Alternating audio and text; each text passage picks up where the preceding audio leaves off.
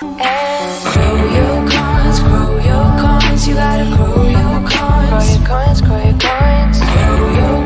Grow your coins, you gotta grow your coins. Grow your coins, grow your coins. Grow your coins, grow your coins, you gotta grow your coins. Grow your coins, grow your coins. Grow your coins, grow your coins, you gotta grow your coins.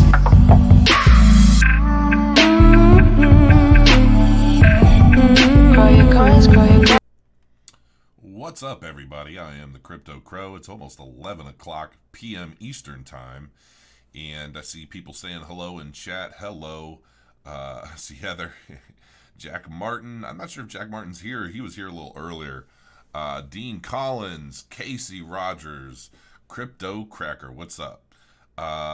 So tonight I'm doing something a little different, and some of you guys are already going to be familiar with a lot of the stuff I'm going to teach in this video or talk about anyway, because this video has come at a request from more than one person saying, Crow, I'm married. I invest a lot of our money into crypto. My wife doesn't get it. Can you help? Can you explain to my wife why I'm a crypto lunatic? Why I'm putting so much money into the crypto space? And so I'm going to do my best to kind of explain things in a way that anybody can understand, whether they're techie or not. And but before I get into that, just want to make a quick note. Looking at Bitcoin, it's about 6,700. It's dropped a tiny little tad, a few bucks, but it was a pretty nice pump today. I mean, yesterday, hell, it was down to 63. It's gone up, almost $400 in the past day. So pretty happy about that. I don't know if it's going to last. Chances are it might end up going back. It might get to might top out at like 6,800. I mean, all the indicators are saying, look, it's just the beginning of something, but you never really know with Bitcoin. So I'm going to get to the first image here. Boom. So basically what I want everybody to do with this video, if you are married and you're in the crypto space and you want your spouse, whether you're the gal and you want your husband to understand what you're doing in crypto, but looking at the metrics and the statistics, realistically, it's about a 90%, man-driven economy right now. I mean, let's just face the facts. And I talk to a lot of guys, and they're like, man, Crow, I've invested a lot into cryptocurrency. My wife just doesn't get it. Look, I've been there. I completely understand. So for a lot of you women out there, just so that you understand, when I first got into crypto, which was back in November, I was like a madman. I was manic. I was anxiety ridden. When I first discovered what blockchain technology was, I woke up at 4 a.m. one morning. I had this crazy epiphany. I was manic. I was like half crying. I was like crazy. I'm not even joking. I was crazy. My wife was like, "What is wrong with you? Oh my God." Because it all kind of hit me like a ton of bricks. Yeah, like if you ever watched the movie with John Travolta, was it Phenomenon? I think it was, where he gets hit by that light, and then all of a sudden he's able to just understand everything, and he's teaching himself 100 different languages. It was kind of like that, honestly. The moment for me, I'm still learning, but it was that epiphany where everything clicked, and I understood very quickly what blockchain technology meant for the present and the future. And from that moment, I dove in head first. I maxed out 2 credit cards, spent money basically that I didn't have to build my first mining rig so that I could understand the mining side of the technology. And hopefully to make some gains, to make some money, mining Ethereum. And I mined Sia coin, and I mined Ubic and all kinds of stuff, just experimenting. So the first thing I want to basically say to you is, hopefully this video moving forward will help you better understand why your spouse is so adamantly just destined to make something of this wealth transfer opportunity. Okay, and hopefully I'll be able to put things into ways that make sense. Now, we're going to start off with what is a blockchain. Now, Bitcoin is first generation cryptocurrency, okay? This is basically what made the blockchain known, what it is. This is what planted the seed for the technology to begin with. And a blockchain, this is pulled straight off of the definition, a digital ledger in which transactions made in Bitcoin or another cryptocurrency are recorded chronologically and publicly. Okay? Now, the easiest way to understand this is to think of yourself sending money. Let's say you sent me money, okay? Let's say maybe you wrote me a check, all right? Because I'm so devilishly handsome and you just can't resist. So you decide I'm going to send Crow a check, right? Like maybe a church or something, okay? The Church of Crow. So what happens is the bank plays the middleman. The bank is the person you ultimately have to trust to make sure that the money comes from your account and into my account, okay? And they'll keep track of that transfer of funds in their own ledger system, okay? Now, what happens is people can fiddle, play with numbers in that ledger system. They can change things in that ledger system. They can, anything is possible with this man-made, man-operated ledger, okay, that we know of as a bank. It's a very centralized, very, what happens at the bank is it could change anything, okay? Blockchain technology removes the bank as the middleman, and it's established as a trustless system whereby money or cryptocurrency can change hands almost instantly. Banks may take 4 to 5 days, but with Bitcoin you can do it almost instantly. Maybe it might take an hour or two on a really busy day, okay? But it's basically the transaction data is then put onto its own block. It's put onto a block of data. That data is then confirmed by a series of people that we call miners. When these people are confirming transactions on the blockchain, they're verifying the transaction, they're making sure that it's a valid transaction, and that's it. That's basically what mining is. And it's in the process, they're solving these really complicated mathematical formulas that take a lot of processing power to complete. And every time a new block is mined, or a series of transactions or data or whatever on an individual block is confirmed, or this mathematical equation is computated, I guess you could say, there's a block reward. And that reward is what miners earn as income from all of the processing power they're throwing at that blockchain. That is what mining cryptocurrency is. And it started with Bitcoin, but now we've moved into smart contracts, which was the second generation of blockchain tech, which is Ethereum. Now, the different kinds of blockchains, you've got some examples here. You've got a centralized system, okay, which is basically, you have maybe one central database that's basically all the data is coming into and leaving that one central hub. Then you have decentralized, which if you look at the image, you can see these little nodes, right? With a centralized platform, one system or one node, if you will, or maybe one bank, one location, so forth and so on, it basically controls all the data within that chain, or that, it's not even, I guess it could be, it's a centralized blockchain, but it's not really a blockchain if it's centralized. It's kind of the whole nature of it. Decentralization basically means that all of these individual nodes in here, like you'll get the top left, the top right, and one in the middle. I don't see a central node on the right middle, bottom right and bottom left. Okay, you see where these little stars are connected in the center. Each one of these can be managed or manipulated, or not manipulated, because you can't change information once it's on a blockchain.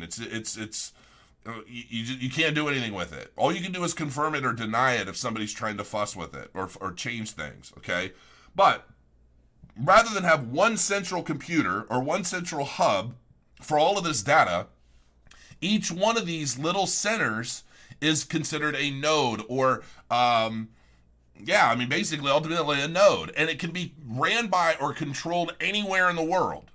Okay, and the data on these nodes is mined, confirmed, and so forth and so on in a decentralized fashion. And that's a whole other more complex conversation to have. But the idea is that if any one of these nodes goes out, the others pick up the slack and they continue on managing the data on that blockchain. Whereas in a centralized system, if something happens to the centralized system, it's all gone. Poof! There's nothing you can really do about it. But a decentralized system means you're storing these blocks of data literally all over the globe, because to mine, you ultimately have to download the entire blockchain of data that continues to grow. Now, with some different blockchains, you don't have to do all that, but then moving into distributed ledgers, it's kind of the same thing, only one is permission-based, the other is not. It's more of a free, everything is public, that sort of thing, okay? Now, with Bitcoin, you have blockchain technology, you have mining, you have all of that. And then the second generation of blockchain technology is Ethereum, which introduced what's called a smart contract onto the blockchain. Now, read this. A smart contract is a computer protocol intended to digitally facilitate, verify, or enforce the negotiation or performance of a contract. Smart contracts allow the performance of credible transactions without third parties. These transactions are trackable and irreversible. Hopefully I'm making sense so far for everybody out there, okay? Now, basically what this means is, rather than just, as the case is with Bitcoin, sending transaction data, basically Bitcoin or the Bitcoin blockchain acting as the ledger, confirming transactions from point A to point B, Ethereum introduced smart contracts, which is basically anything. Any kind of agreement that is programmed into the code of this smart contract. You could do a mortgage on a smart contract. You could do titles, licensing. I have a list of things that you could do. Smart contracts can be as simple as, if I send X number of a particular cryptocurrency to this address within a certain time frame, I will get X back to my own wallet. Okay, that's a smart contract. And it's not, and you can't change it. Once it's established and it's put into the blockchain, you don't change it. It is what it is. That's why you see some blockchains getting hacked, because they make mistakes in programming their smart contracts, and it's very difficult to change later unless they want to fork their own blockchain. Okay? So that gets hairy. Now, smart contracts created the opportunity for what are called ICOs. This is a whole new ball game, and this is basically where I came in to cryptocurrency. Now I'm going to make some comparisons between ICOs and IPOs, initial public offering, initial coin offering, and I'm going to show you some brief statistics on that. Now, in 2017, ICO revenue, the total amount raised was over $6.1 billion in 2017. Over 873 different ICOs, different cryptocurrency projects. Now, that being said, take that money, as well as all the money that went into Bitcoin and other projects that were already in play prior to 2017, and come January 7th of 2018, okay, so we got all this money going into ICOs in 2017, and by 2018, January of 2018, the market cap of cryptocurrency as a whole was over $821 billion.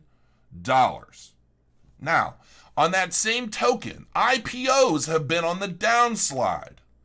Tech IPOs. Deal flow in the technology sector declined by 29% from 35 IPOs in 2015 to 25 IPOs in 2016, the lowest annual number since 2009. But the sector's share of the U.S. IPO market increased from 23% to 26%. The 2015 figure was a low point in the sector, reached after 5 consecutive years of decline from the 46% U.S. market share achieved in 2011. The idea is that we had this over the course of the 90s. We had the dot-com bubble. Prior to that, we had the internet as a whole basically coming into play. We consider the internet basically phase one, right? Just everybody setting up servers, ISPs, dial-up internet access, being able to send email, right? That was all phase one. That was a technology craze I completely missed because I was on a 2800 baud modem on a Commodore, and I was just having fun war dialing back then using my mom's phone line. You couldn't do a whole hell of a lot. You had bulletin board systems and things like that. Hell, I didn't even use email back then. Back then, AOL was pretty much charging by the minute to get internet access. Okay, do you remember? Some of you might remember those days. Well, phase 2 of that was the dot-com bubble. The dot-com bubble, I think it established something like, I don't even remember, $6.1 trillion or something crazy, okay, in revenue. And what happened was, I was around for this. I actually came in around 2006, which is around when a lot of this stuff crashed, okay? It was all a big boom, build up. Venture capitalist groups were throwing tens of millions of dollars at anything with a .com just because so many were making money and doing really well that a lot of these venture capitalists didn't want to miss out. So they were literally throwing money at everything that came across their desk, figuring if we invest in 35 projects, the one that does really well is going to make us $1 trillion. And that was the perception. Hell, even Amazon, back in the day, Amazon was a company for like 5 years, bleeding money, never turning a profit for like the first 5+ years that it was in existence. But it was getting that influx of cash because venture capitalists and all of these different groups understood the potential of what was coming. I mean, Amazon built its popularity from their affiliate program. Back in the day, webmasters like me could set up churn and burn campaigns, pumping up affiliate products on Amazon and ClickBank and other groups, CJ.com, Commission Junction, for those of you that remember that. I remember all that. And so that was phase 2. All of this money going into all of these .com projects. Well, phase 3 is now. Phase 3, I mean, back when the internet was first getting going, it was all about domain names. They were giving away domain names. Before Network Solutions started charging $70 a year for a domain, they were giving domains out just because they wanted people to populate the internet. That was then. Now, we have blockchain. Blockchain is Internet 3.0. This is why your spouse is so extremely excited, because there was so much money made in phase 1 and phase 2 for different groups. You couldn't make money in phase 2 of the IPO market and the .com bubble because you needed to be an accredited investor, because you needed to have $200,000 a year in income for 2 years or a net worth of $1 million, yada, yada, yada, yada, yada. This was an opportunity for people to get into big stocks like Roku at pennies on the dollar pre-IPO, excuse me, and then it would go into public IPO for like $23 and then go up to like $65. But you got the best prices at pre-ICO, at private sale.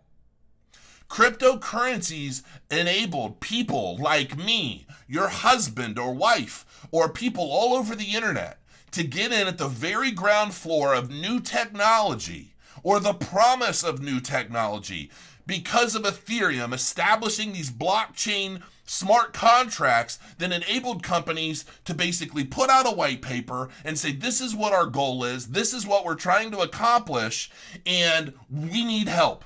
Help us buy our tokens at ICO, and provided we do well and the hype is there and the FOMO is there and the development is there, the value of our coins, our tokens, whether it's a utility token or security token, will continue to rise. And rise they did throughout 2017, because there's this huge FOMO bubble where new people were starting to catch on to this ICO craze. And $6.1 billion worth of U.S. money, and more than U.S. money, international money, went into these projects. Some of these projects were funded into hundreds of millions of dollars off a stupid white paper, off of the idea of something great. So in that happening, guys like myself and your spouse and others, some of us did very well with some of these ICOs. Guys like Ian Bellina, who made $4 million in 2017, basically flipping ICO projects. Guys all over the world made millions of dollars. either at ICO or investing in ICOs. And the reality is, these ICO projects, while many will fail, many will also continue to rise up, continue their development, meet their milestones, and expand their reach into mass adoption over 2019, 2020, and beyond. And the reason why your spouse is so extremely excited about blockchain technology is because they have the foresight to understand what this technology as a whole means and what it means for you and your family. Having been there myself, I understand exactly what everybody feels right now. I understand what it felt like during the rise up in 2017 when the market was at a peak. Bitcoin was at almost $20,000 a coin, and everybody was losing their minds with euphoria. And I also understand what it feels like now that the market has been a Red Sea. But we're going to go into that.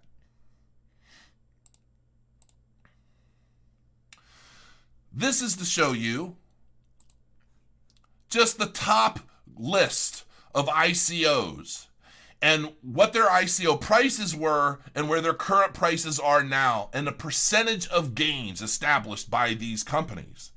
Ethereum used to be number one with an ICO price of 31 cents. Right now, when I took this snapshot, it was $224 a coin. Could you imagine turning 31 cents into $224? How about turning 31 cents into $1,500, which is about where Ethereum's all-time high was? Neo's ICO price was 3 cents. If you got into ICO, if you got into Neo's ICO at 3 cents, right now it's sitting around $19, but that got as high as $160. Am I making my point here? This is the foundation of a new era of technological advancement. And the fact that you're watching this video means either A, your spouse is into crypto, somebody linked it or sent you this video to watch to give you a better understanding as to what they're so damn excited about, or you just happen across it and you're taking a look to see if there's some opportunity here. There's nothing but opportunity right now, and I'm going to go into that in a minute as well. But if I move my giant head over, this is a basic list of just 12 different things that could be possible with blockchain technology.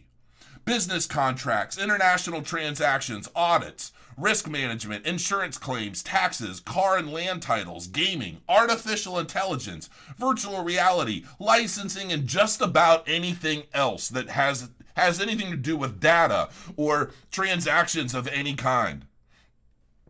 Now, this is what everybody's seen. A lot of people have seen this little chart here. This euphoria stage is where we were in January. We started down here with a lot of the early adopters of Bitcoin. They started around hope. Well, they probably started in disbelief. This rally will fail like the others. And then they got into hope and optimism and belief. I got in around belief back in November. Then I was still here, and I was here for the thrill. I was excited. I was pumped. I was introduced to this new technology, and I understood it. What I didn't understand were the market cycles over the past 4 years. I didn't know to expect euphoria, and then complacency, and then anxiety as the market started to crash in January, which is where a lot of people bought in around euphoria, because around this time, the news, the media, everybody was pumping Bitcoin, blockchain, crypto, hard, in your face, 24/7. Ads were running rampant all over the internet, introducing people to this new method of making money. Damn the technology, you can make cash right now, just buy. And a lot of people were sold on that idea. A lot of people put a lot of hard-earned money into cryptocurrency at its peak.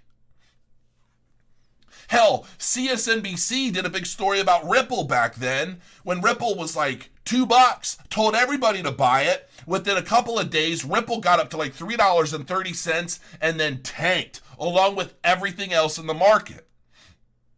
That's how it happened. As the market started to fall, we got into complacency. and anxiety, denial. My investments are with great companies. They will come back. Now, this is more focused towards the stock market, but this is basically all the same sentiment. Panic. We have capitulation, and then we have anger. I think a lot of us are past the anger stage, and we have moved on. And you can look at the chart. I'll show you the chart. But we're definitely in the depression stage, which I believe is going to be the last element, the last sentiment or part of the cycle, because we've been through all this. And the thing of it is that a lot of the Bitcoin and the cryptocurrency veterans that got in way before I did, they've seen this come and go up to 4 times already. They've seen the market rise up and take a dive, rise up further than it was the previous year and take a dive, and up and down like a roller coaster. And if you look at a long-term chart, Bitcoin and cryptocurrency just continues to climb. Even though we were at 20,000 and we're down to 6,700 right now, and we've hit as low as 5,000, by the time things settle off, we always end up higher than we were the previous year around the same time. And that's because as the market continues to ebb and flow, it's pulling more people from the outside in. And we're pulling people into this crypto space that we so dearly love, knowing the opportunities that are being presented. Now, where are we at right now? Well, if we look at CoinMarketCap, we are in a buyer's market. We are in the depression phase. We're in the phase where a lot of newcomers have been feared out. We are in a position where the whales are squeezing the dumb money out of the space. We're in a position now where people are either clamoring to accumulate as much as possible, understanding the market cycles of each and every year that have come before us now, or they've washed their hands of it and said, you know what, I bought at a high, I don't believe in this shit, I'm out, I don't want any part of it anymore. And those are the people who are going to miss out. If you were sent this video, it's likely that the person that sent you this video wants you to better understand exactly what's going on, why they are in this space, and the potential for it. I'm going to look at chat real quick and see what's going on. Till crypto is mainstream, that's when you wish you got in now. We're far away. I sleep better at night. I last longer in bed knowing my crypto is safe. Speculation, yes, but what about utility? So that's the very nature of kind of where we're at right now, isn't it? You know, we have utility, but we don't have mass adoption for that utility yet. We have a lot of projects that were funded in 2017 and new projects still coming out today. And there are going to be projects who are basically establishing themselves off of the backs that came the year before them. And they're going to figure out, where did this project fail? How can we make it better? How can we reach more and new people? How can we reach that mass adoption point? And we're going to see it. And I think 2019 is going to be a huge year. I think 2019 is going to be a huge year for Cardano. I truly believe that Cardano is going to shine in 2019. I think, honestly, Ripple's going to shine quite a bit in 2019 as well. Ripple's always making moves. They made me a believer. Bitcoin, where is it going to go? Nobody knows, but it's the grandfather of all. It is basically where every trader stores their value in between trades. That is what is going to drive Bitcoin's price up. A lot of new traders are going to enter this space again. People that are coming from the stock market. Once there starts to be a little uptick and people start getting wind that, look, Bitcoin's not going down tomorrow. It went up $300 today and it's hanging steady, and then it goes up another $300 a couple of days later, and people start seeing that pattern. That's when people are going to start diving back into the pool, because it's going to be Adult Swim, folks. And that is why I am absolutely bullish. I am absolutely bullish on everything. And I know that of all of the projects that I've invested in 2017 and 2018, I expect out of the 15 to 1,700 projects out there that I picked a lot of the really good ones. And I expect to do well. I expect a lot of the projects that I've invested in to do well. There's no guarantee. There's no guarantee. Ethos, a project I've loved for quite a while, just lost 2 major players on its team. Doesn't mean that they're dead, and it doesn't mean that they're not going to pull back and come back and do great things in 2019 or even 2018. It's just, it goes to show that no team, no project is fail-proof. No team, no project, no matter how good and no matter who is on it, is fail-proof 100%. There is a risk in every investment. And that being said, always do your own research. Never listen to morons like me or anyone else on YouTube for that matter. If you're watching this video, you're watching this video to get an idea as to what all the fuss is about. And hopefully you're going to take me up on the fact that, or on the proposal that you're going to go out there and continue learning. Learn more about the individual projects that are out in that space. Learn with your spouse and better understand with each other from two different perspectives. Maybe agree on different projects that you want to see do well over time, that you want to talk about and push and share with your friends and your neighbors, and then get invested into those projects. I believe that right now we're getting close to the last opportunity to get in at these kinds of prices. I do believe that. And I believe that the people who were smart enough to invest while the rest of the world was fearful are going to be the ones that make millions in the next year and 2 years. That's my opinion, but I consider it a fact in my own eyes. And I would love to see everybody do exceedingly well over the rest of 2018 into 2019 and beyond. I want each and every one of you to do extremely well. I've done very well in just this past year. And honestly, my videos recently have been pretty lackluster. I've been uninspired. I've been tired. I've been depressed. Even though I understand where things are, even though I know what's happening, and I'm extremely bullish on the future, it's like, I don't know how to explain it really. It's almost like, somebody makes you the most amazing dinner you could ever have, but it's sitting in the freezer and you have to wait weeks or months to even try it. Even though you know it's there and you know that you have something to look forward to, you're still just eating peanut butter sandwiches until then. And it's a pain in the ass. But I believe that as we move forward and regulation starts to set in and all of the powers that be start to accumulate and start to do their thing, institutional money starts getting the opportunity to enter the space, and it kind of waves the rest of the world, hey folks, it's okay, the water's fine. I think we're going to see a bull run like we've never seen before that's going to make 2017 into January look like nothing. That is what I do believe. All right, that's it. Hopefully that's helpful. Give me some idea in chat. Was this helpful to people? Are any of you guys that are out there, wanting me to explain things in a way that your wives could understand, your spouses would understand? Will this video be helpful?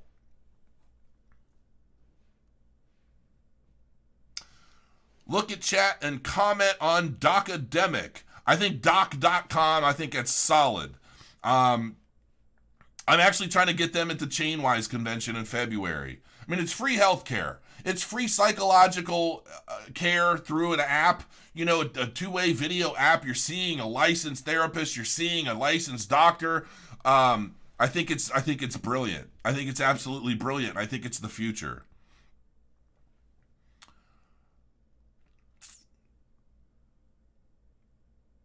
Yay, he read my comment. Well, now I've read two, Zuri.